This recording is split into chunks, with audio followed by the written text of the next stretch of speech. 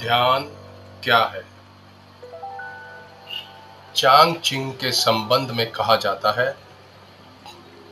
वह बड़ा कवि था, बड़ा सौंदर्य पारखी था।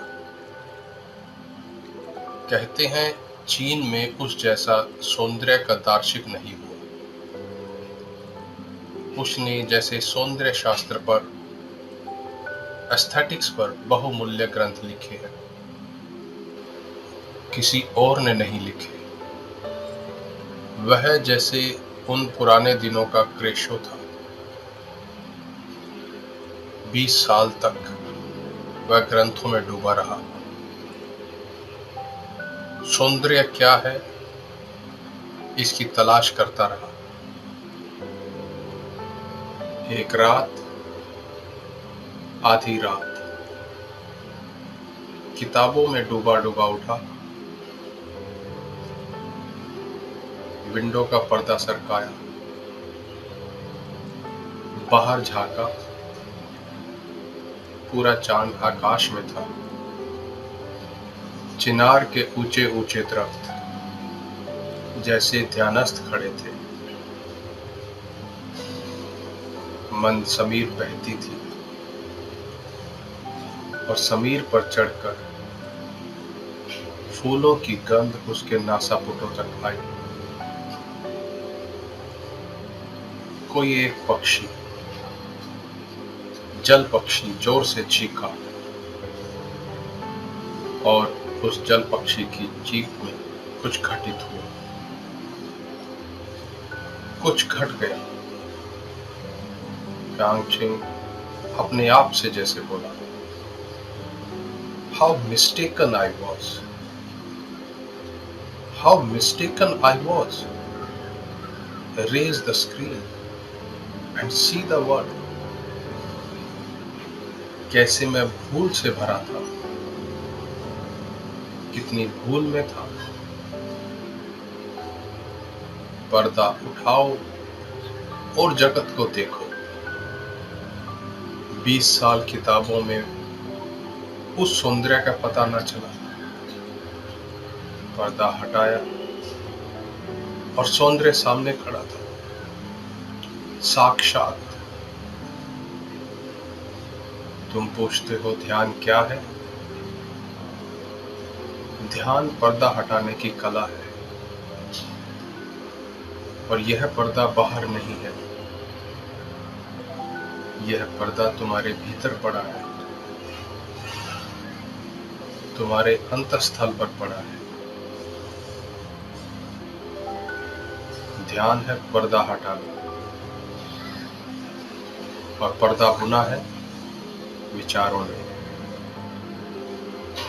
विचार के ताने बानों से पर्दा बुना है। अच्छे विचार,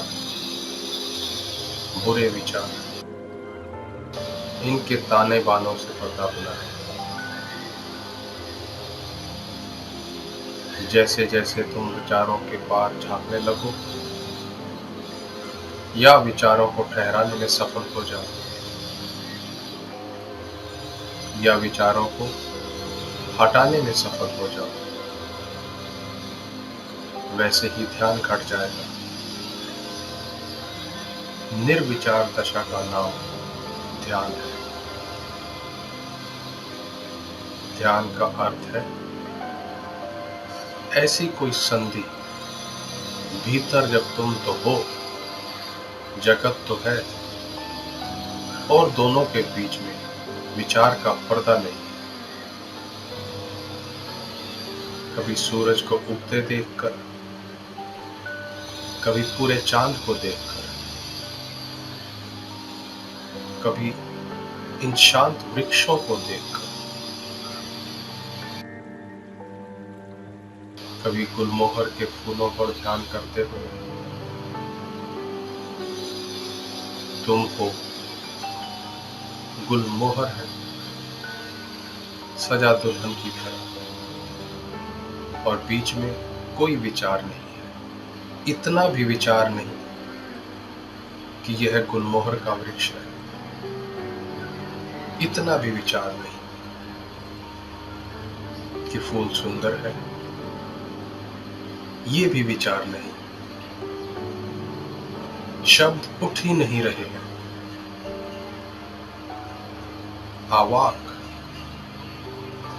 मौन, स्तंभ तुम रह गए हो। उस घड़ी का नाम ध्यान है। पहले तो क्षण क्षण को होगा, कभी कभी होगा, और जब तुम चाहोगे तब ना होगा, जब होगा तब होगा। क्योंकि यह चाह की बात नहीं, चाह में तो विचार आ गया, यह तो कभी कभी होगा। इसलिए ध्यान के संबंध में यह बात ख्याल से पकड़ लेना, खूब गहरे पकड़ लेना। यह तुम्हारी चाहत से नहीं होता है, यह इतनी बड़ी बात है कि तुम्हारी चाहत से नहीं होती है। यह तो कभी कभी अनायास किसी शांत क्षण में हो जाती है। तो हम क्या करें? ध्यान के लिए हम करें क्या? यही शायद तुमने पूछना चाहिए कि ध्यान क्या है, कैसे करें। ध्यान के लिए हम इतना ही कर सकते हैं कि अपने को शिथिल करें, दौड़ धाप से थोड़ी देर के लिए रुक जाए। घड़ी भर को 24 घंटे में सब आपाधापी छोड़ दें। लेकर तकिया निकल गए, लेट गए लॉन पर, टिक गए वृक्ष के साथ, आंखें बंद कर ली, पहुंच गए नदी तक पर, लेट जाए रेत में, सुनने लगे नदी की कलकल। मैं मंदिर मस्जिद जाने को कह ही नहीं रहा, क्योंकि पत्थरों में कहां ध्यान। तुम जीवंत प्रकृति को खोजो। इसलिए बुद्ध ने अपने शिष्यों को कहा, जंगल चले जाओ, वहां प्रकृति नाचती चारों तरफ। 24 घंटे वहां रहोगे, कितनी देर तक बचोगे? कभी ना कभी तुम्हारे बावजूद किसी क्षण में अनायास प्रकृति तुम्हें पकड़ लेगी। एक क्षण को संस्पर्श हो जाए, एक क्षण को द्वार खुल जाए, एक क्षण को पर्दा हट जाए, तो ध्यान का पहला अनुभव हुआ। और पहले अनुभव के बाद फिर अनुभव आसान हो जाते हैं। आसान इसलिए हो जाते हैं कि तब तुम्हें एक बात समझ में आ जाती है कि सीधे सीधे ध्यान को पाने का कोई उपाय नहीं, परोक्ष मार्ग है। तुम शिथिल रहो, आहिस्ता से चलो, आपाधापी छोड़ो। 1 घंटे के लिए कम से कम 24 घंटे में लीन हो जाओ प्रकृति में। संगीत सुनो, पक्षियों के गीत सुनो, कुछ ना हो करने को आंखें बंद कर लो, अपनी सांसें सुनो। बुद्ध ने तो इस बात पर बहुत जोर दिया, अपनी सांस को ही देखते रहो, आई गई, आई गई। इसी का माला बना लो, इससे बेहतर कोई माला नहीं। हाथ में माला लेकर फेरोगे, वह तो बहुत जड़ माला है। यहाँ जीवित श्वास चल रही है। श्वास की माला फेरी जा रही है। श्वास भीतर आई, बाहर गई। श्वास भीतर आई, बाहर गई। यह जो भीतर चक्र चल रहा है, मंडल श्वास का, इसको ही देखते रहो। शांत, मौन से इस पर ही टकटकी बांधे रहो और तुम हैरान हो जाओगे। किसी बहुमूल्य मुहूर्त में कभी ताल बैठ जाता है, अचानक सब एक हो जाता है। तुम मिट गए, संसार मिट गया। पहले पहले तो क्षण भर को ऐसी झलके आएंगी, खो जाएंगे। जब खो जाए तो फिर उनकी तीव्रता से आकांक्षा मत करो, अन्यथा वे कभी ना आएंगे। जब खो जाए तो कहना ठीक है, अब जब फिर दोबारा आएंगे फिर भोगो।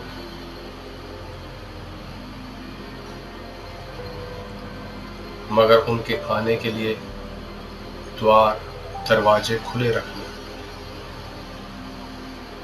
ऐसे ही समझो कि सूरज बाहर निकला है, तुम अपने कमरे में दरवाजे बंद किए बैठे हो। रोशनी भीतर नहीं आती।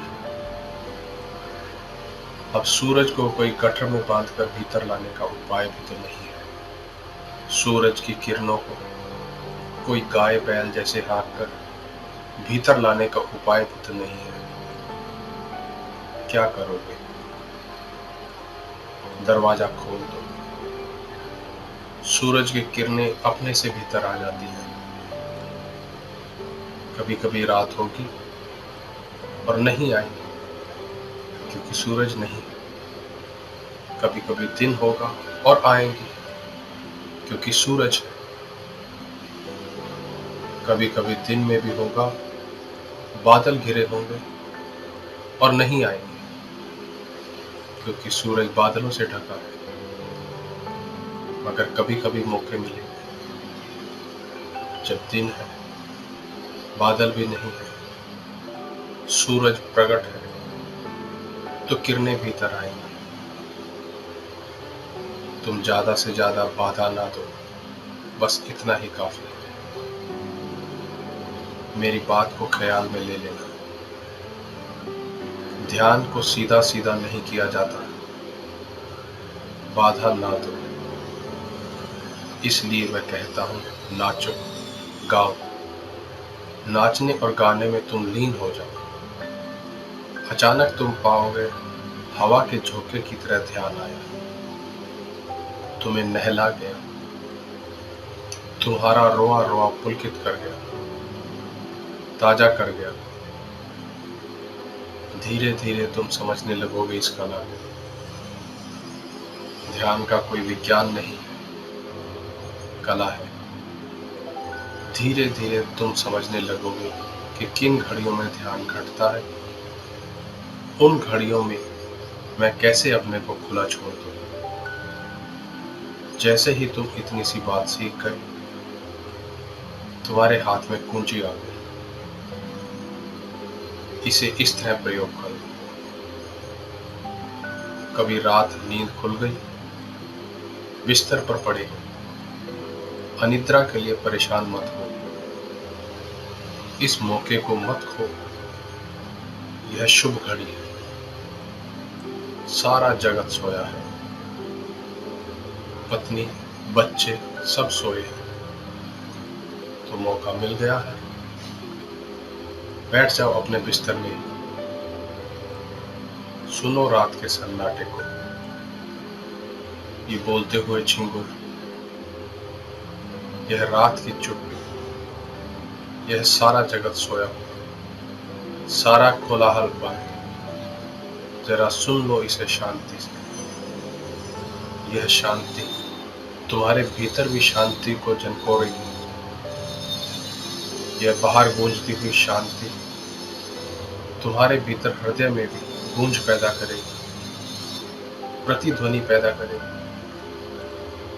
जब सारा घर और सारी दुनिया सोई हो, आधी रात चुपचाप अपने बिस्तर में बैठ जाने से ज्यादा शुभ घड़ी ध्यान के लिए खोजनी कठिन है। लेकिन मैं यह नहीं कह रहा कि तुम आधी रात अलार्म भरकर बैठ जाओ, नहीं तो धोखा हो जाएगा। तुमने अगर इसको कोई नियम बना लिया कि अलार्म भरकर और 2 बजे रात उठकर बैठ जाएंगे, फिर सब गड़बड़ हो जाएगी। ध्यान तुम्हारे खींचे खींचे नहीं आता है।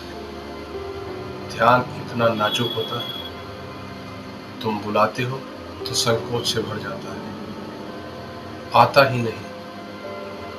बड़ी नाजुक दुल्हन है ध्यान। तुम जोर जबरदस्ती मत करना, नहीं तो बलात्कार हो जाएगा। बहुत धीरे धीरे फुसलाना पड़ता है। फुसलाने शब्द को याद रखना, ध्यान को फुसलाना पड़ता है। फिर 24 घंटे में कभी भी हो सकता है, लेकिन ख्याल यही रखना कि फुसलाना है, आयोजन नहीं करना है। नहीं तो लोग हैं कि रोज 5 बजे रात उठ गए और बैठ गए ध्यान करने, जड़ की तरह, यंत्रवत, मशीन की तरह। नहीं, ऐसे ध्यान नहीं होता। हाँ, तुम ख्याल रखो, थोड़ा अपने हृदय का भी भाव रखो कि जब तुम्हारा हृदय बहता है तब चूकना मत। तुम 1000 काम हो तो छोड़कर एकांत में बैठ जाओ। अपने स्नान गृह में बैठ गए जाकर तो चलेगा, लेकिन जब तुम्हें लगे कि हाँ, अभी भीतर घड़ी आती मालूम पड़ती है, विचार कुछ कम है, तनाव कुछ कम है, मन कुछ प्रफुल्लित है, आनंदित है, यह घड़ी। लोग अक्सर उल्टा करते हैं। जब उनका मन दुखी होता है तब ध्यान करते हैं। लोग दुख में भगवान को याद करते हैं। यह तो जब उल्टी हवा बह रही है तब बहुत कठिन हो जाएगा सुख में याद करना। इसलिए मेरे सूत्र अनूठे हैं। मैं तुमसे कहता हूँ, जब तुम्हारा मन बड़ा सुखी मालूम पड़े, कोई मित्र घर आया है, बहुत दिनों बाद मिले हैं, गले लगे हैं, गपशप हुई है, मन ताजा है, हल्का है, खूब प्रसन्न हो तुम, इस मौके को छोड़ना मत। बैठ जाना एकांत। इस घड़ी में सुख का सुर बज रहा है। परमात्मा बहुत करीब है। सुख का अर्थ ही होता है जब तुम्हारे जाने अनजाने परमात्मा करीब होता है, चाहे जानो चाहे ना जानो। सुख जब तुम्हारे भीतर बजता है तो उसका अर्थ हुआ कि परमात्मा तुमसे बहुत करीब आ गया। तुम किसी अनजाने मार्ग से घूमते घूमते परमात्मा के पास पहुंच गए हो। मंदिर करीब है, इसलिए सुख बज रहा है। इस घड़ी को चूकना मत। इस घड़ी में तो जल्दी से खोजना, कहीं किनारे पर ही हाथ के बढ़ाने से ही मंदिर का द्वार खुला मिल जाएगा। लेकिन तुम दुख में याद करते हो, सुख में भूल जाते हो। दुख में तुम मंदिर में बहुत दूर पड़ गए हो, अनंत दूरी है। दुख में तो भरोसा ही नहीं आता कि ईश्वर हो भी सकता है। दुख में तो ऐसा लगता है इस संसार में कोई नहीं। दुख में तो ऐसा लगता है यह कोई शैतान चल रहा है इस संसार में, कोई दुष्ट। दुख में तो ऐसा लगता है कि समाप्त कर लो अपने को। न कोई कृतज्ञता, न कोई धन्यवाद का भाव उठता। दुख में कैसे उठे? लेकिन लोग दुख में मंदिर जाते, मस्जिद जाते, भगवान को याद करते, प्रार्थना करते और सुख में भूल जाते। और मैं तुमसे कहता हूँ, सुख में ही घटता है। सुख के क्षण में ही तुम करीब से करीब होते हो। उस समय सरक जाना, उस समय लेट जाना जमीन पर, साष्टांग रख देना सिर भूमि पर, ठंडी गीली लान पर लिट जाना, आंख बंद कर लेना। उस क्षण सोच लेना अपने को कि मिल रहे पृथ्वी के साथ, एक हो रहे पृथ्वी के साथ। और तुम पाओगे कभी कभी आ जाती है लहर, तरंग कि तुम्हारे भीतर प्राणों में कुछ कंप जाता है, कोई नई बीन बजती है। धीरे धीरे पहचान हो जाएगी और धीरे धीरे तुम्हें कला आ जाएगी। तुम धीरे धीरे पहचानने लगोगे कि कब इसके होने के क्षण होते हैं। कैसी दशा होती है तुम्हारी जब यह निकटता में घट जाती है बात, और कैसी दशा होती है तुम्हारी जब यह मुश्किल होती है बात। फिर तुम पहचान पकड़ जाओगे, तुम्हारी आत्मविज्ञान, तुम्हारी प्रत्यभिज्ञा, तुम्हारी पहचान धीरे धीरे साफ होने लगेगी। पहले तो अंधेरे में टटोलने जैसा, मगर ध्यान घटता है। और कभी कभी तो उन लोगों को भी घटता है जिन्होंने ध्यान के संबंध में कुछ सोचा ही नहीं, और धार्मिकों को भी घटता है। कोई ध्यान की कोई शर्त है ही नहीं। छोटे बच्चे को घट जाता है,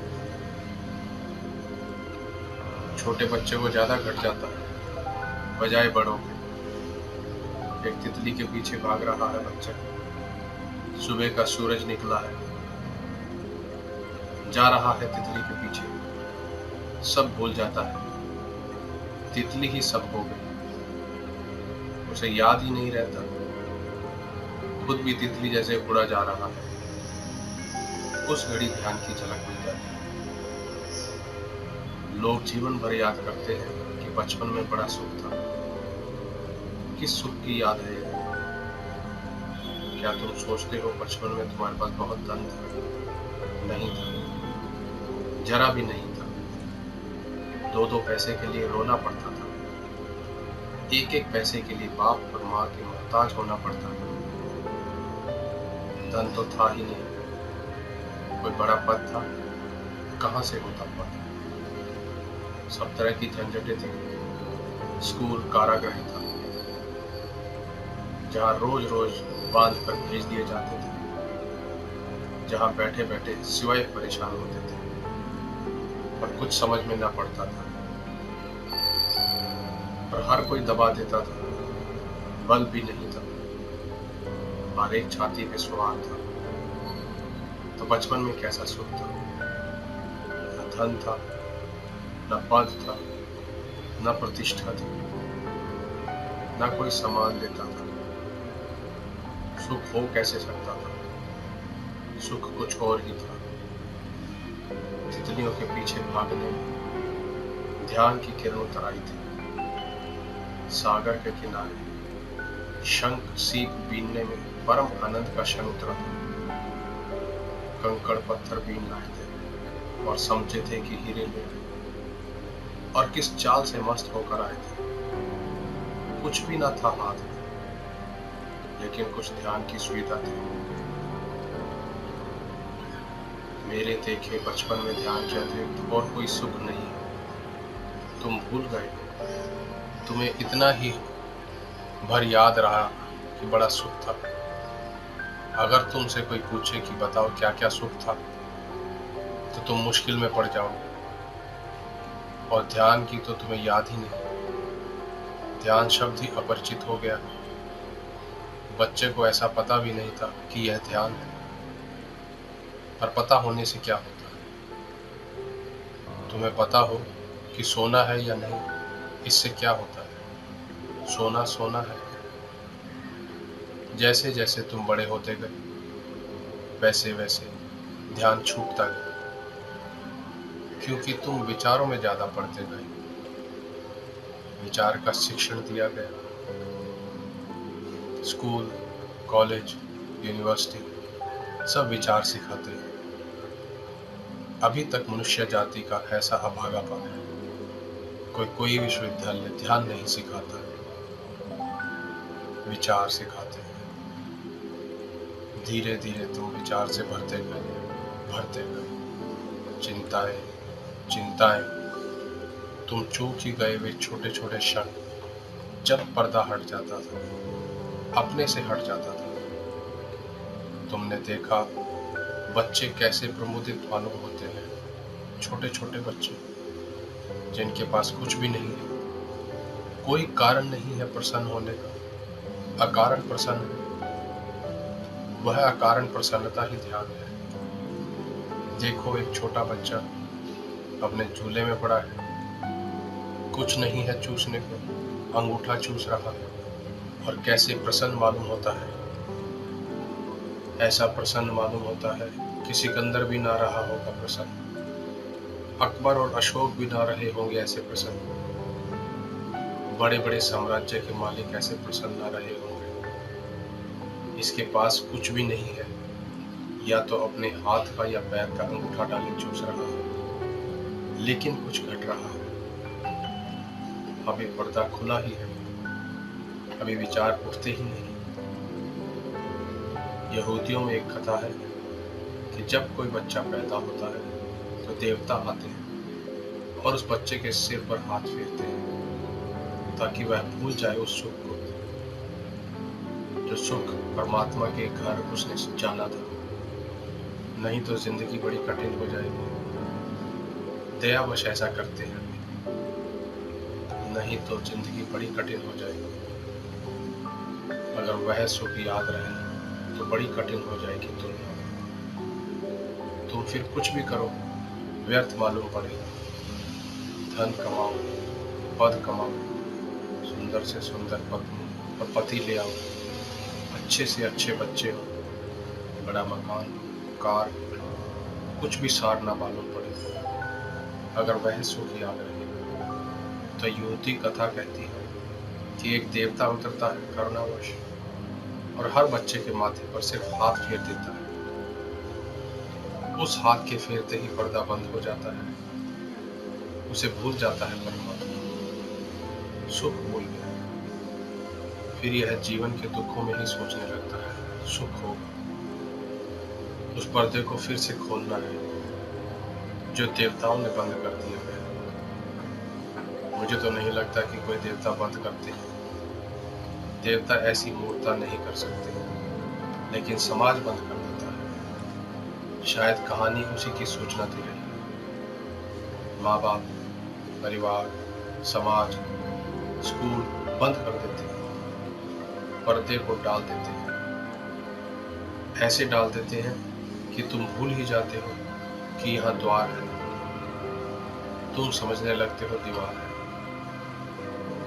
ध्यान का अर्थ है इस पर्दे को हटाना और इसे अनायास होने दो। इसे कभी कभी तुम्हें पकड़ लेने दो, और जब तुम्हें यह तरंग पकड़े तो लाख काम छोड़कर बैठ जाना, क्योंकि इससे बहुमूल्य कोई और काम ही नहीं है। रात हो कि दिन, सुबह हो कि सांझ, फिर मत देखो। कुछ चूकोगे नहीं तो कुछ खोएगा नहीं, और अपूर्व होगी तुम्हारी संपदा फिर। और यह संपदा तुम्हारे भीतर पड़ी है। बस पर्दा हटाने की बात। ध्यान क्या है? ध्यान भीतर पड़े पर्दे को हटाना है।